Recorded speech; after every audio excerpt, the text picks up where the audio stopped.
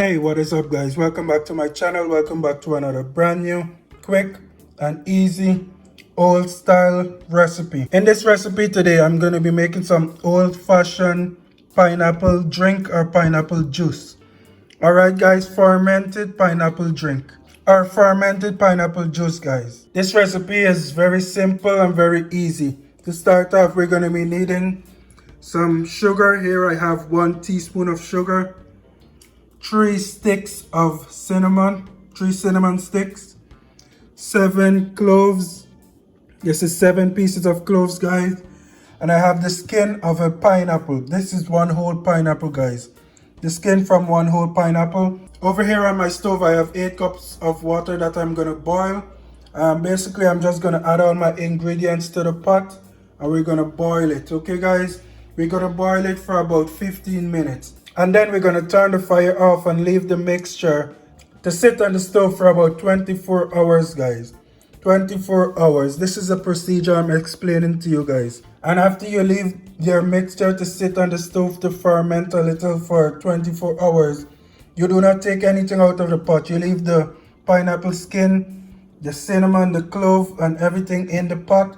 And you place the lid on the pot and you leave it to ferment for about 24 hours. After 24 hours, you use your strainer to remove the pineapple skin, the cloves, and the cinnamon stick. And then you add 1 cup of sugar, guys. Then you add 1 cup of sugar to your recipe. After you have strained out your pineapple skin, cinnamon, and clove sticks, you then add 1 cup of sugar and you mix it all together. You can serve this over ice or you can place it in the refrigerator to chill a little. See, here we are, my pine skin is in my boiling water. I'm going to go ahead and add my